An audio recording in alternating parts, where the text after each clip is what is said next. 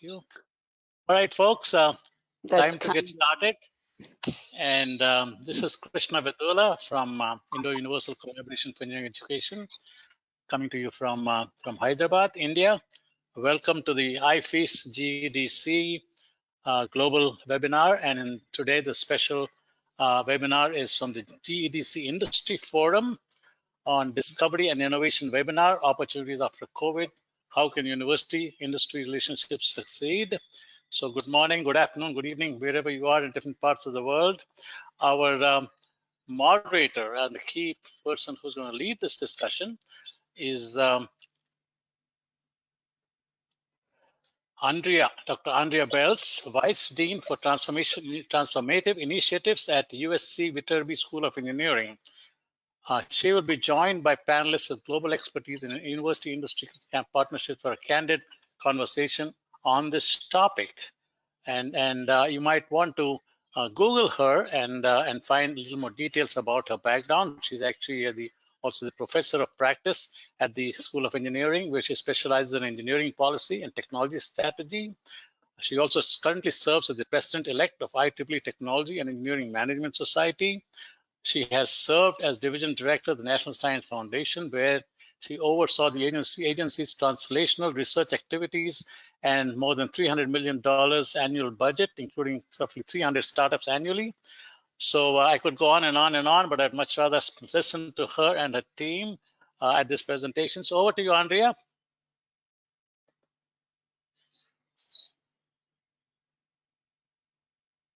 You have to unmute yourself, I think. Hi, can you hear me? Sure, now we can hear you. Yeah, thank you. No, can you hear me? Perfect. It's such a pleasure to be here today. Our vision is to have a chance to have a conversation with our colleagues from industry to hear about how our approach to industry university partnerships is evolving. We've learned so much in Zoom and in over the course of the pandemic about how to work together collaboratively. And so it would be interesting to hear what the vision looks like now that we're coming out of the pandemic, how these initiatives are transforming.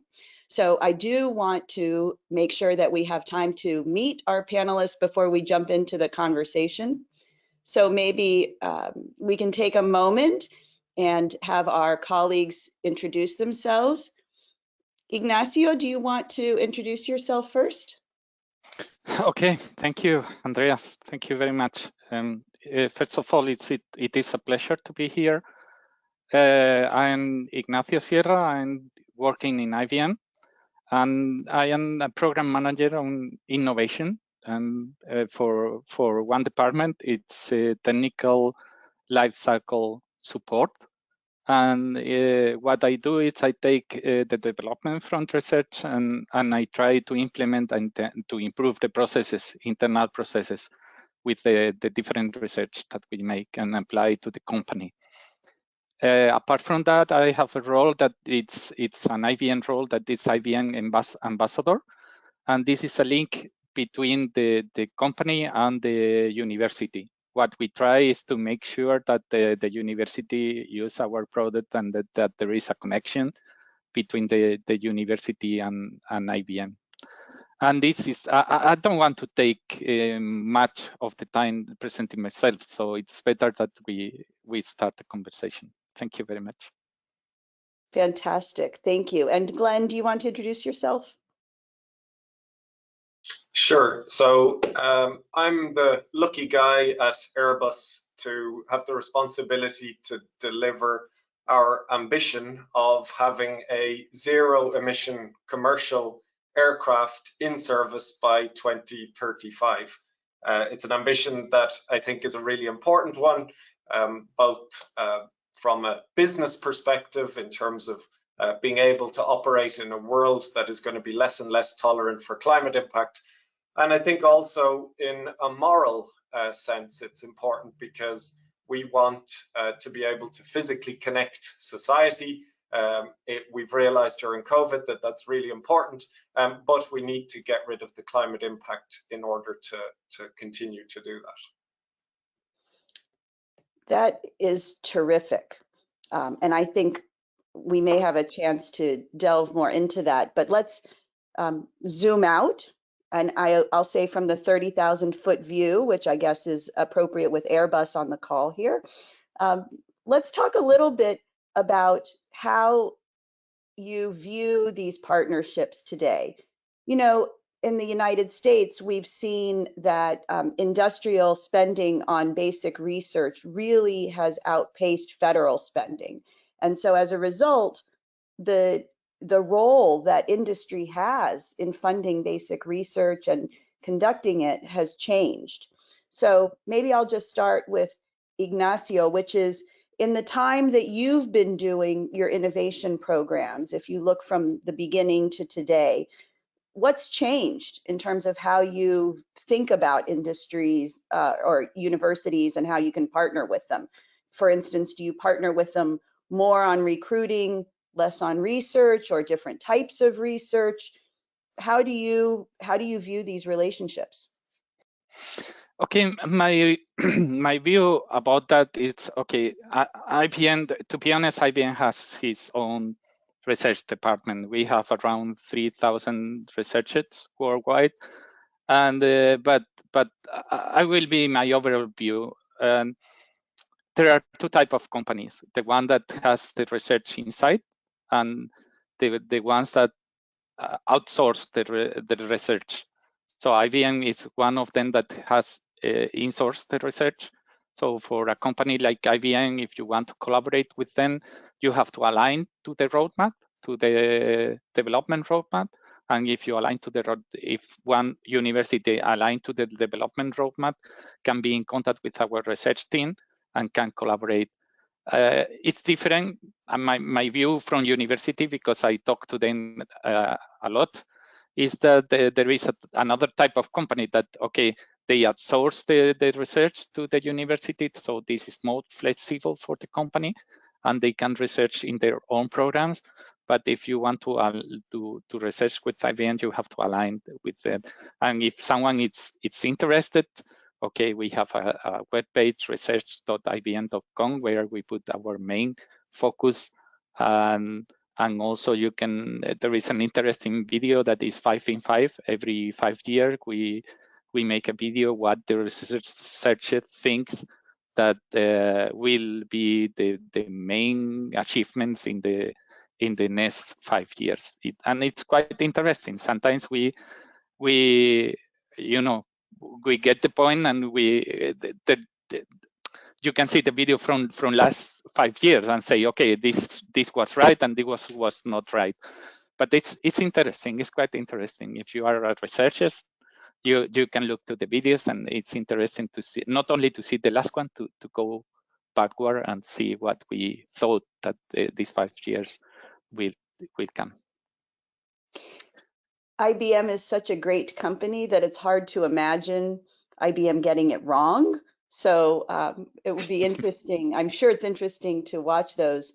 But it sounds like you mentioned a website. Is that really the most effective way for our university colleagues to hear about what's happening in IBM? And is that the most effective way for us to learn about your research opportunities, or are there other places that you tend to go to meet university researchers? Yeah, you know, in the website you have some links that you can contact the researchers, but my advice is that, okay, if you are a university, first of all, look and try to find an ambassador. An ambassador, normally IBM in each city or its state will have someone that is a link between IBM and the university, and this will give the university the opportunity to have access to the software, to have access, for example, in quantum computing. It's one of our key developments. You can access the quantum and so on, and a program that is developing quantum called Qiskit, and start playing around with it. So first of all, my advice is, okay, contact your ambassador, get in contact with them, get access to IBM Academic Initiative, that is an initiative. Go to a skill base. In a skill base, we have a lot of courses that you can do depending if you are a student or you are a PhD and so on. And my third advice is, okay, IBM has some awards. Every year we have a PhD awards, we have a new faculty awards, and so on. Try to align, because the awards are aligned to our main focuses, main technologies right now, artificial intelligence and quantum computing.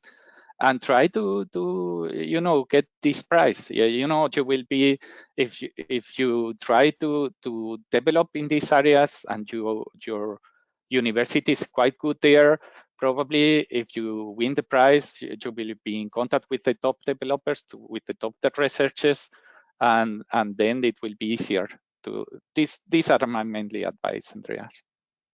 So those are really great suggestions, the ambassadors and then the prizes. And if there's one thing that academics like to do, it's compete for prizes. So thank you for that set of suggestions. So Glenn, tell us about Airbus. Do you work with an ambassador model also? How do you operate in finding people? And if you can expand a little bit on the ambassadors and maybe, or whatever your terminology is for it, and talk a little bit about during the pandemic, how those ambassadors operated and what you've learned from that experience and how it's changing how you operate today. Sure.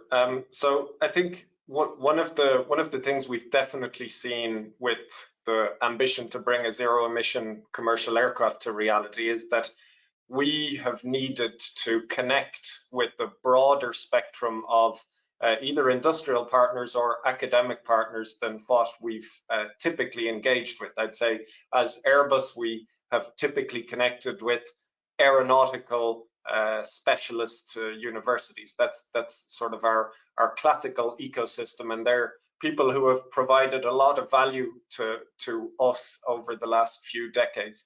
What we see in this transition to hydrogen propulsion, when we start talking about technologies like fuel cells and liquid hydrogen storage, hydrogen distribution across the aircraft, and even the energy ecosystem, as well as the climate impact of different propulsion types, is that we are starting to engage an academic ecosystem which is much wider, and some of that has been triggered by our, I guess, communication on this ambition. It was the intent to trigger both an academic and industrial discussion by communicating very early. We have also the ambassador scheme, similarly to what Ignacio has described, where we have connections with different universities.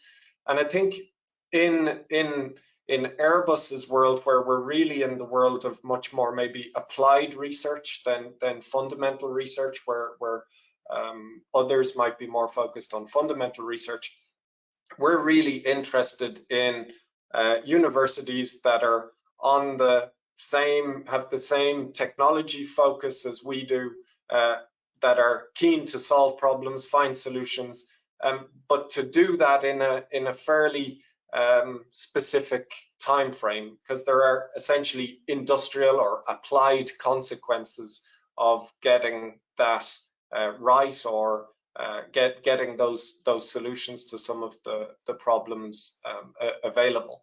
And I think that's something which is going to be more and more important. You mentioned, Andrea, earlier, that there is a higher percentage of funding coming from the industrial sector than the public sector. I think that sort of mindset shift, where there are industrial consequences to some of the research, some of the activities being done by academia to support industry, I think is really important, that we have this culture, shared culture in the collaborations that we need to do together. So shared culture is such an interesting topic. At the end of the day, we all broadcast and receive cultural signals when we go to work. So Glenn, maybe you can follow up on that statement and talk about some of the cultural barriers that you run into. So what I heard you say was that you're now engaging with different disciplines, different parts of the academic ecosystem. Without naming names, maybe you can talk a little bit about what happens when you try to engage. And by the way, I think my webcam has just been turned off to support my internet connection. Hopefully you can still hear me. Talk a little bit about the cultural challenges you run into when you try to engage. I think the main cultural challenge is really about time frame, the time frames that perhaps sometimes academia and industry are focused on. That, like I was saying earlier, there are often industrial consequences, opportunities, for example, that can be secured if research is delivered in a given time frame. And the stereotype sometimes that industry might have of academia is that there's no sort of time frame. Activity research is not time bound. The purpose is to educate ourselves, and I think that we need to get that balance right in creating these collaborations where we find the right sort of win-win balance between academia's need and industry's need, and make sure that that's explicit from the outset what the two partners or even several partners want to get from jointly studying, jointly working on different projects. So Ignacio, maybe you can add to that the sense of urgency or a sense of timing is what I hear Glenn saying. Ignacio, do you think IBM experiences those same challenges? And do you have specific recommendations on how university researchers or partnership teams can address that? You know, I totally agree. The time frame is totally different in the university than in the companies, because you know the companies you have to deliver, and if you are you have a project, probably you will have the sprints, will have the milestone, you have to deliver the proof of concept, and you have a limited time frame. Okay, even the mindset is different. You know, I started my PhD 2 years ago, and it was very difficult to change my mindset, because you know when someone in a company think about research, they think about researching something that should be useful and deliver in 1 to 2 years. If you are looking in the normal, I'm not saying that always is like this in university, but sometimes in the university, no one is thinking about something that it's, they are not thinking about a proof of concept. They are just thinking, okay, let's try this, and let's try and let's prove that it's possible, and not thinking in the implementation. And when you are in a company, normally you are always thinking, okay, we have to make business, and to make business, we have to deliver something. To deliver something, we have to make a proof of concept, and this should be useful. And you know, it's not black and white, but I'm putting it black and white to show it clearly. So I totally agree with Glenn, and how to solve it. I think it's quite difficult, you know, because as Glenn mentioned, one of the key goals of the university is to train people, and the key goal of the company is to earn money. So it's but there is a cultural change, because the governments and all the money that the different governments are putting to do research are, we need to make a collaboration between universities and the enterprises, and both of us has to change the mindset to learn about each other, and to share you know, the goals, and to try to achieve them. And this is my view. I don't have a magical solution, to be honest, Andrea. I And think maybe that if I could add, I think another area where there's maybe a cultural shift, especially if we come back to that point about where the funding for research is coming from. When we were first looking at the zero-emission aircraft activities and some of the challenges we've got, it was even difficult for us to figure out what were the universities who were the best in, for example, fuel cell electrochemistry. What are the universities with the most experience of liquid hydrogen storage or liquid hydrogen pumping? And I think if we want to create more and more partnerships and more value through these relationships, I think universities need a little bit to try and figure out what the different companies, what the different industries need, and to go into a sales mode so that they expose more of what they're capable of and what they're doing in areas where business have gaps or have some needs. It's not necessarily going to arrive on a plate all nicely packaged.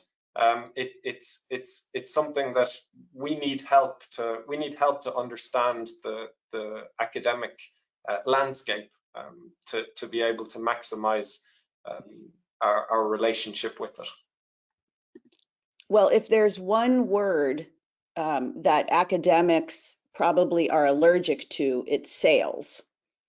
And so your comments are so interesting because they suggest that universities, to be competitive, are not just competing on their technologies, but also on their ability to think about words like proof of concept and deliverables and meeting other needs beyond curiosity-driven research. So maybe Glenn, you can continue your line of thought on this and talk about if you were evaluating two universities with similar technologies, and one of them maybe was a little bit more oriented toward proof of concept, how would that line up in your own evaluation of these two as potential partners? In other words, when you're looking at partners, how important is that as a criterion for selection to work with you? Yeah, I fully agree with what Ignacio was saying earlier about essentially minimum viable products or demonstration and getting to those points as quickly as possible in any project that we're doing, because that starts to be the applied application that ultimately we're interested in industry. So the quicker we can get to those sort of schemes, the more we see in capability of universities to be able to get to that point, then for sure the more interested we would be in collaboration. It's not as much of interest for us for the activity to remain in the, let's say, paper world for too long. So Ignacio, maybe you can continue that line of thought about the role of universities in writing papers versus thinking about a more accelerated timetable. And so if you're looking at evaluating universities, how important is the timetable in your evaluation criteria? Yeah, okay. If I think about some of the collaborations that IBM has started with some universities, the main point, as I mentioned at the beginning, is okay, you have to be aligned with the research. I mean, with the interest of the company. For us, it's augmented technology and quantum. For as Glenn mentioned, for them it's zero emission. So first of all, your department has to be one of the key players in this area. And second, of course, you have to have something that can be an MVP, a minimum viable product, soon. So writing a paper, I think that it's very good for university, and normally in the different countries, this is how they rate the university, how many papers, how many times you have, they have mentioned your paper in the different new papers and so on. But for the industry, to be honest, the main goal is to make a viable product as soon as possible, evaluate if this is useful for the different companies, and implement that. And it should be something that can be replicated as quick as possible. So, this is something that it's a key point. And of course, there is another line that is okay. If I think about the development in 5 years, probably there are some developments in AVM for sure. But first of all, you have to think about deliverables, and second, there will be another long-term development, but probably there will be less opportunities to make this, because we have to make money at the end, and we have to develop products and so on. We even not only IBM, all the companies buys companies to get the latest technology, and you buy a whole company to get this development. So if you think about university and joint development, it's the same. If you are a university and you are the top one in one area that is of an interest to IBM, probably it will be very easy to knock the door to us and say, okay, I want to collaborate with you. If you don't have anything, I mean anything, you have papers and so on, but you are not key, or it's a product that is a lot of theory, that I'm not saying that it's not important, it will be a little bit tough. This at least it is my personal view. Maybe another statement in IBM think in a different way, but from my point of view, this is key. So, you're bringing up something that I hadn't thought about fully, which is the impact of someone's career stage. So, for instance, you said the papers may not be as important as the ability to keep advancing towards something that can be replicated. And yet the whole university system incentivizes people to write papers. Yeah. And in particular, we see this with junior faculty who are really working on interesting problems. So my question, and Ignacio, maybe we start with you on this one, is do you find that it's challenging, for instance, to work with more junior faculty who are working toward their tenure and promotion process? Or do you find it's easier to work with the more junior faculty where they're launching new research agendas that they expect to pursue for 20 years?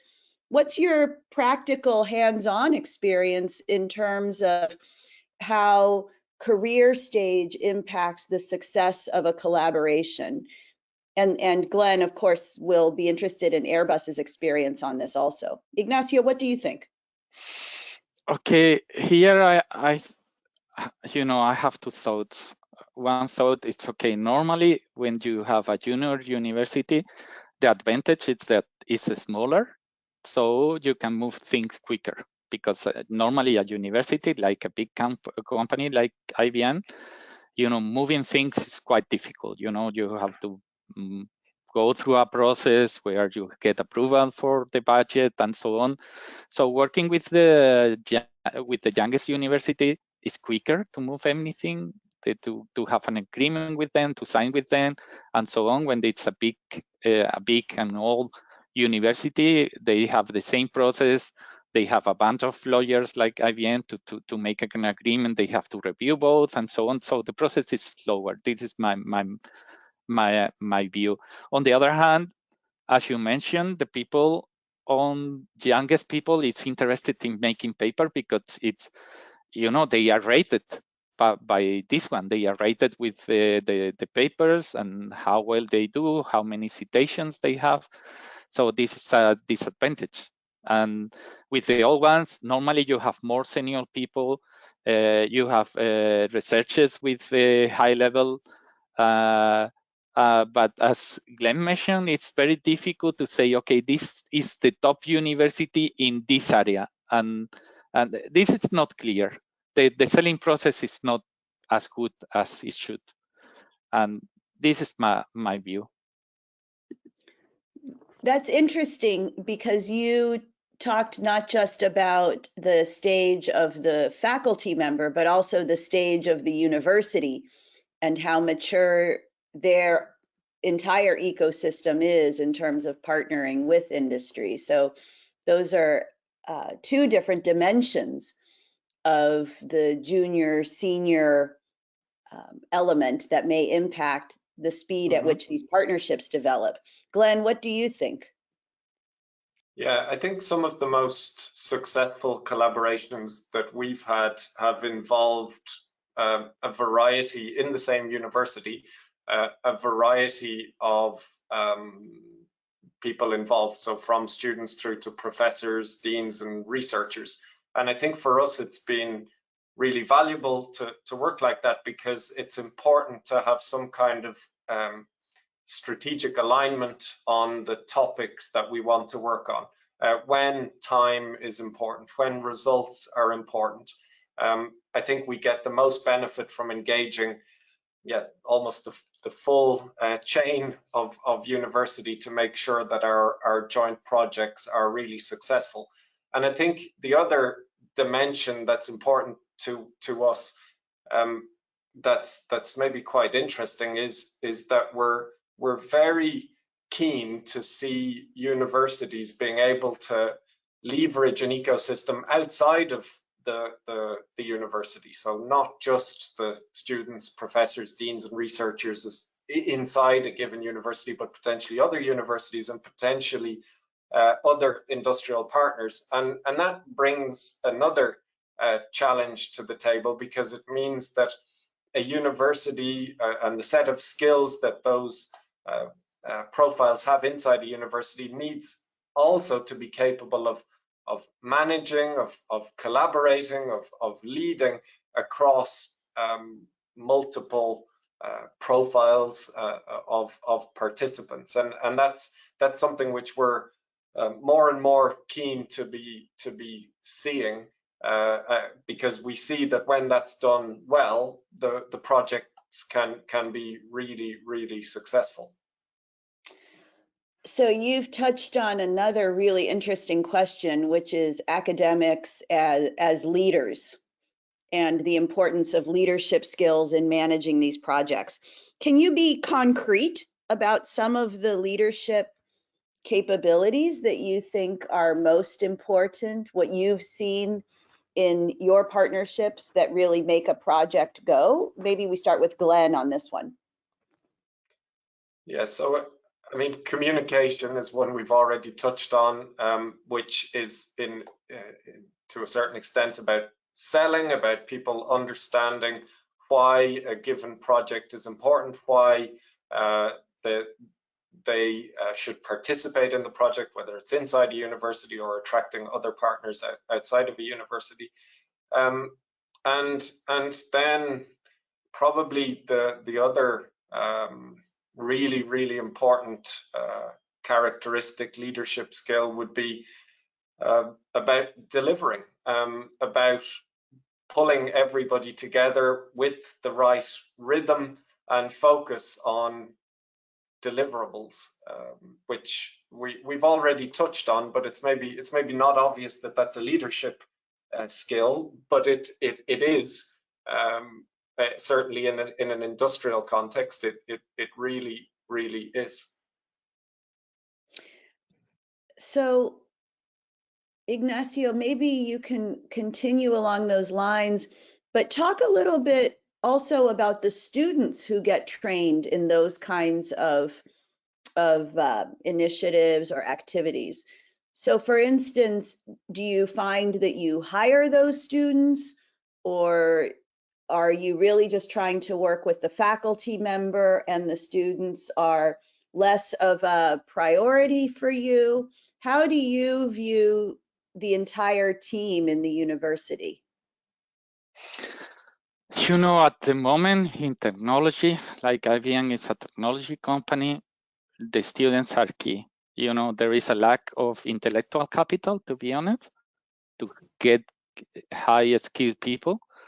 And one of our key initiatives is to train the people to make them know our technology, and that's why we have the university program to share with them our software.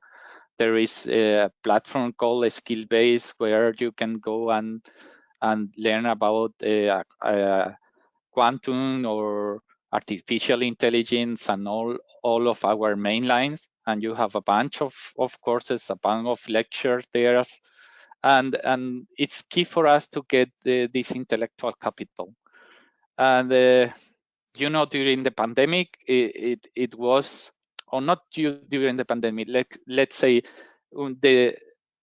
it was a very good improvements in the university because they were forced to make a digitalization. I mean, to have rooms with video and so on. So in the past, it was harder to get a room with video, audio, and so on than to make a remote lecture about something. Right now, for us, it's easier. I can contact someone, I don't know, in Madrid and get here in Sevilla a lecture because we have a very good connection right now after the pandemic. We have rooms where you can teach in remote and so on. So this was a quite good change with the pandemic. And also, as I mentioned, intellectual capital for us is very important. So we are very interested in making the different universities or the different people in the university know that we are interested in the key players in their universities, and that we are not only looking for the, let's say, only technology people, because in artificial intelligence, when you apply to the different fields, you need linguistic people, you need, I don't know, neuroscientifics and so on to make some improvement. For example, in natural language processing or video processing, you need different skills. And you know, one of the things that was difficult, of course, was, okay, during the pandemic, for the newcomers, it was a little bit more difficult to train them, because normally when you hire a newbie, it's better to have them on site. But you know, we are used from some years ago to make all our work remote. So for us, it was not a big deal. But on my relationship with the university, I saw that it was difficult for many companies to get new hires during the pandemic, because there were not direct relationship with the new employees, and this slowed down the new hiring. This my overall view, and that it was not a big challenge for the IT companies, but that it was a challenge for the normal traditional companies. Oh, that's interesting. And Glenn may have some comments. So I do want to say that we can start taking questions shortly. And so if you have questions, please go ahead and enter them into the question chat. And if we don't have too many questions, I have lots of questions, so I can continue. But I think Ignacio's point is really interesting, that some of the companies that were already so highly dependent on working digitally maybe were better positioned to transition to remote work during the pandemic. However, of course, many of the large companies that we all think of already had extensive digital workflows. So Glenn, maybe you can talk about what was the experience at Airbus, and when you were hiring students in particular, was it harder to onboard them? Was there really no change because you were already used to operating globally? How did that go? Yeah, I think luckily at Airbus, we'd already been some way through our digital transformation, meaning that we had a suite of tools which allowed us to quite quickly get into a new modus operandi, at least for office-based workers. For our industrial system, when we're building aircraft, it's a different story, and new modus operandi had to be put in place to allow people to work safely in an industrial context. Certainly, when it came to onboarding people, that was definitely a challenge and something that had to be addressed through the establishment of new rituals to kind of compensate for the natural physical meetings which occur across the teams. I think in the context of universities globally, COVID has probably created an opportunity somehow, because we've realized how good we are at collaborating remotely. And it means that where perhaps Airbus in the past has had the core partners maybe located physically not so far from its main industrial centers, we can have partners which are really located anywhere in the world, and it means really that, you know, the global players that have the best technical capabilities, the best ability to deliver, and the best ecosystems that they are connected to and that they can leverage are really the ones that we want to work with in the future, and independent of where those universities are located. So there's maybe a huge opportunity there coming out of COVID for our relationships. So one of the questions that came in was whether does that change mean that you're open, for instance, to having researchers call you and pitch you if they're from universities that maybe you haven't partnered with before? Or should new universities send you a simple one sheet? If you're open to partnering with institutions that maybe are new to your ecosystem, how can someone get in front of you and say, here's what I have? What's the best technique to do that?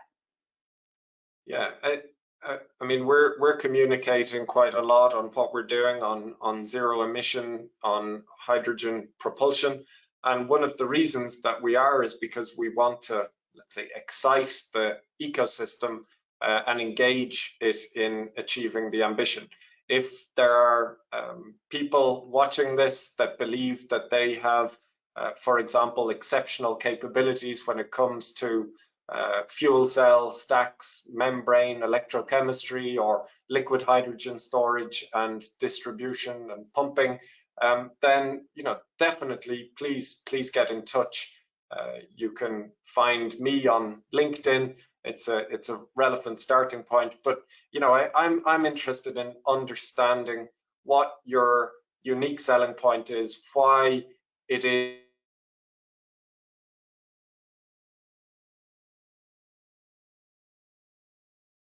Oh, Ignacio, can you still hear me? Yeah, I can.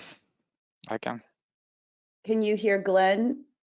No, I don't, you know.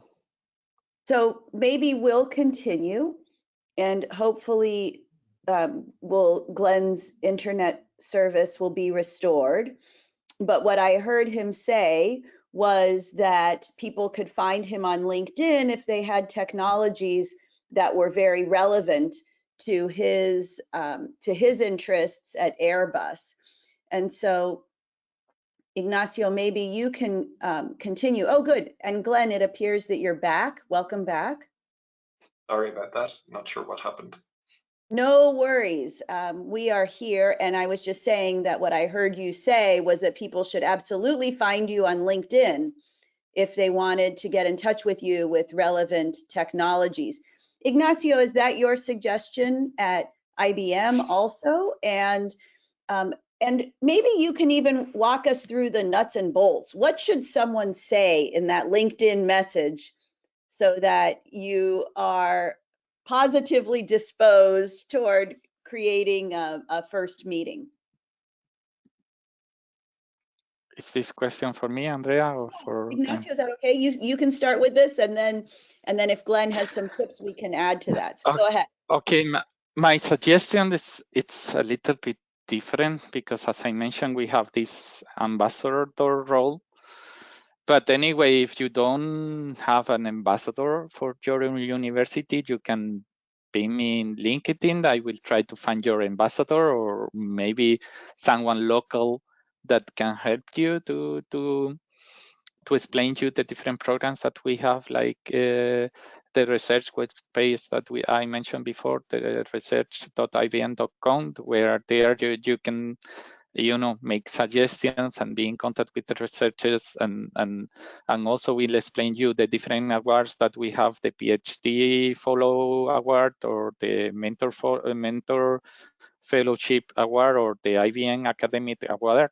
There are 3 awards that we have yearly for different projects, or also the Call for Code, that is another initiative from IBM, that is a social initiative where we try to solve problems, about food and about energy and so on, and we make the Call for Code, and there are some awards there also, but if you don't find the ambassador, you can link in you can find me in LinkedIn and Slack me, and I will try to find a contact for you, because we have a network worldwide for academics. So there is a group that okay, it's more or less volunteer, these type of people, but because they have relation with the universities, and they will try to help you to understand the different programs that we have in IBM for academics, that are different ones. And if you think about research, as I mentioned, first of all, my suggestion is, okay, look to the key initiative from IBM, because if you are not aligned in the key initiative, it will be very difficult. This is my personal opinion.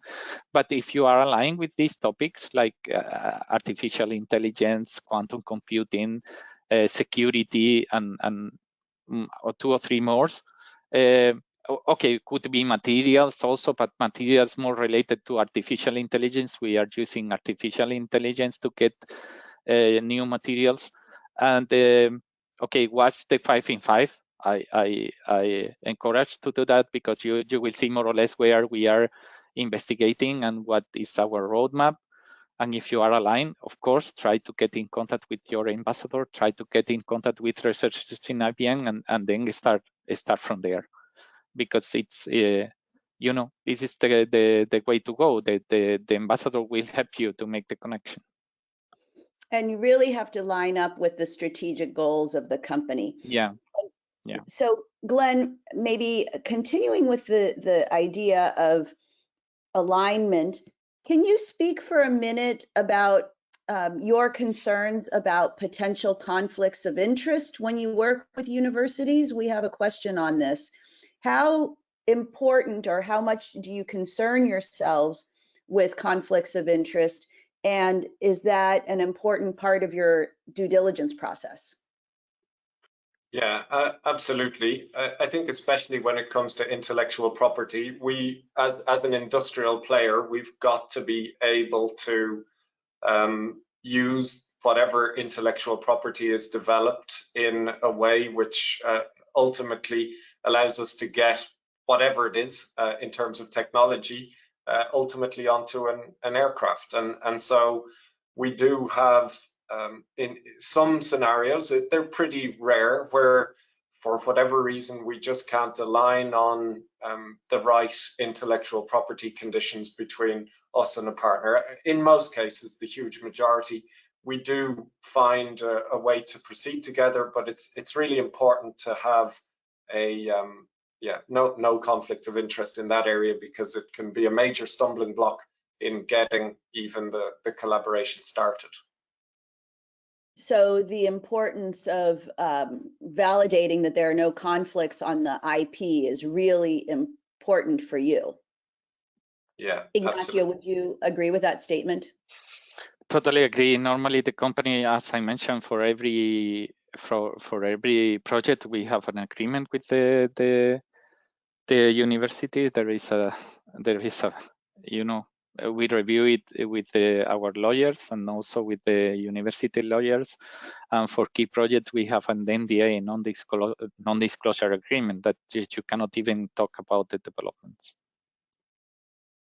So that is the confidentiality provisions are just as important as the conflict of interest concerns, is what I'm hearing you say. Mm-hmm. And that can be a big challenge in a university culture where openness and academic freedom are really cherished values. So I can see that that would be another concern. One question, and maybe I'll start with Glenn on this one, is that your ambitions for these zero-emission vehicles are strong and ambitious. And so how much is that driven by financial needs? How much is it driven by broader needs and the desire to have broader impact in particular? I think in academia, we have so many people who are really interested in meeting, for instance, the grand challenges as articulated by the National Academy of Engineering here in the US and in other academies around the world. That maybe is a stronger motivator for some of our academic colleagues than the financial ones. And so does that pose a cultural challenge for you as you're working with these partners? Sure. I think, though, that the ambition to have zero-emission aircraft, it really aligns well with a sort of societal purpose and a business or financial necessity. We're talking here about having the world's first large commercial zero-emission aircraft. I mean, from a societal perspective, I think many of us will agree that there's a huge benefit to be able to physically connect across countries or across regions. And the ambition here is to be able to do that with zero or extremely low climate impact. And I think that's something which motivates us. It's something that motivates me at Airbus. And we see it as a huge motivator for many of our partners, whether that's industrial partners or academic partners.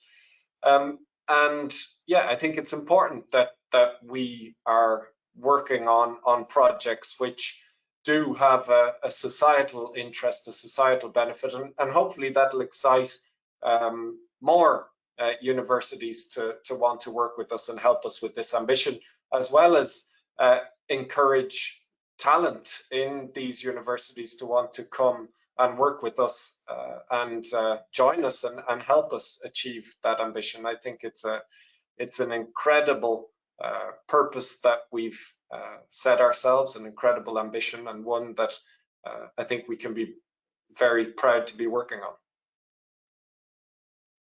I absolutely would agree with that. It is a large ambition, and Ignacio has spoken a couple of times about the quantum computing and the quantum computing revolution that I think is going to be enabled with some of the IBM technologies.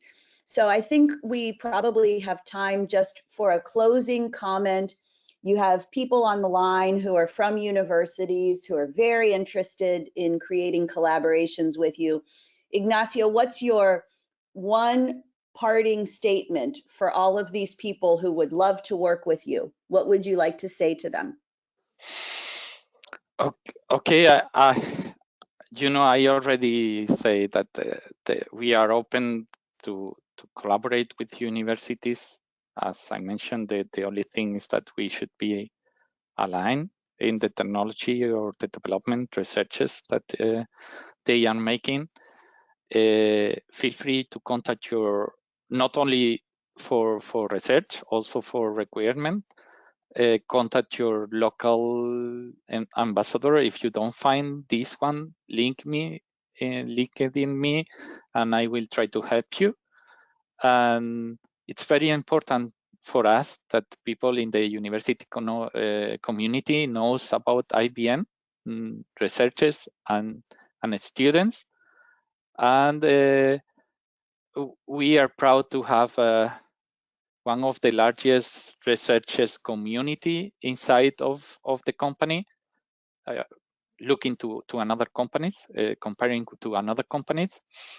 And we are open for collaboration if we are online, so aligned, I mean. So this is my message. Online and aligned, an excellent combination. Yeah. So Glenn, what is your final message to our community here? Yeah, we have an incredible ambition at Airbus to bring a zero-emission commercial aircraft to reality by 2035. We're humble enough to know that we can't do this on our own.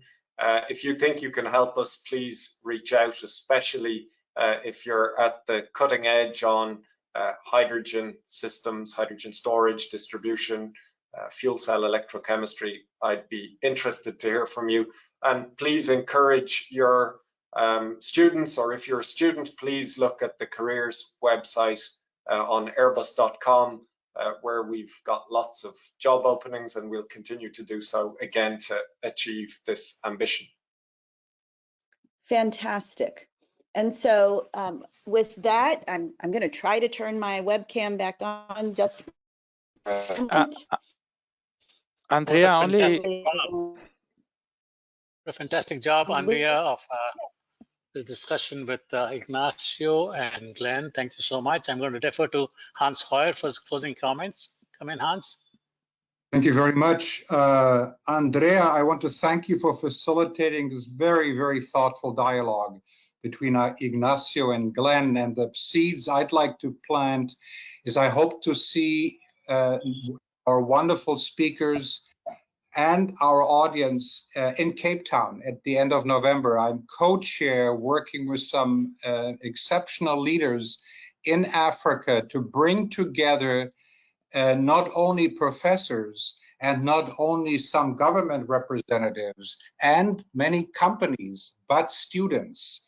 The notion of engaging students in our global conference is of increasing importance to us, and also for students not only to dialogue among themselves, and we're bringing students from the US, from Europe to Africa to build relationships, but also for students to dialogue with deans, for example, and corporate members. So this is a very, very important strategic priority for as we move and will be in Cape Town. I want to encourage many of you to come. We will be giving several global awards focusing on issues of sustainability, diversity, the Duncan Fraser Award per se, without going to details. And we've just recently I've identified the winners of this year. We'll be celebrating that opportunity per se. Final comment, very important to us, the academic community, and the corporate community, also with the African leadership at governmental others. And we're working very closely to bring many of the African institutions together to dialogue among themselves and strengthen those particular networks within Africa and certainly globally. So Andrea, you've done a beautiful job in facilitating these awesome colleagues, Ignacio, Glenn. I look forward to meet you in the future. And thank you kindly, all of us, for joining us today. Peace be with you. Thank you, everybody. Be happy, be safe, and be healthy. Okay? Take care. Bye. Thank you. Bye-bye. Bye-bye.